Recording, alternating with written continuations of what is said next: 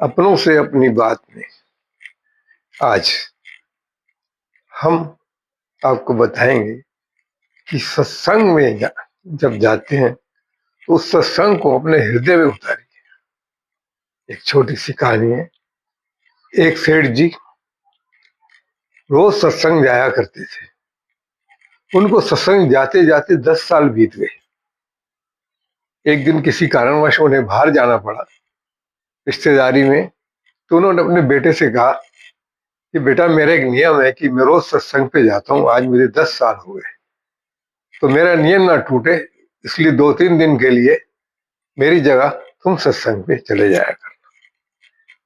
अब बेटा सत्संग पे गया और सत्संग पे जब संत जी कथा कह रहे थे तो वो ये बोले कि गाय अगर कहीं चरती हो तो उसका डंडा मत मारना, और गाय अगर कुछ खाती हो तो उसको भगाना मत।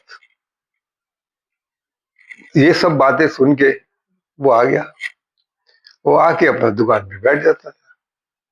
तीसरे दिन जब सेठ जी बाहर से आए तो देखते क्या है कि गाय गेहूं के आटे में मुंह डाले हुए खा रही है और बेटा हाथ जोड़े खड़ा है।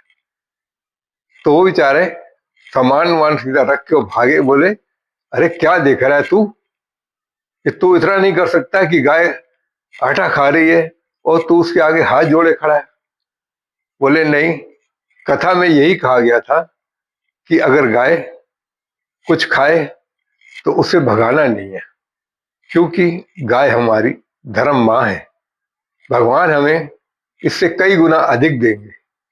बोले, मुझे 10 साल जाते हुए हो गई, वो मैंने कभी ऐसा नहीं किया, और तुझे 3 दिन में ऐसा हो गया कि तू असर हो गया कि तू ये बात कहने लगा। तो उस जो बेचारा साधारण हृदय का था, अभी नया नया था, उसके 3 दिन जाने में ही ज्ञान उसके अंदर प्रवेश कर गया। लेकिन उस सेठ जी को 10 साल जाते हो गई, उसे कुछ नहीं हुआ, क्योंकि वो केवल दिखावे मात्र के लिए जाता था सत्संग।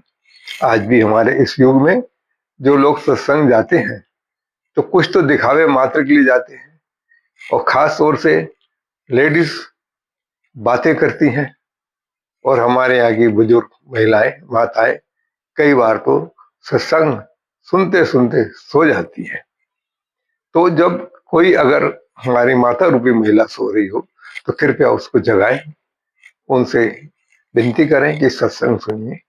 और जो महिलाएं बातें करती हैं तो दूसरी महिलाएं उनको बातें करने से रोके। और जेंट्स जब बैठे होते हैं तो उन्हें कुछ नहीं मिलेगा तो राजनीति में बातें करना शुरू कर देंगे।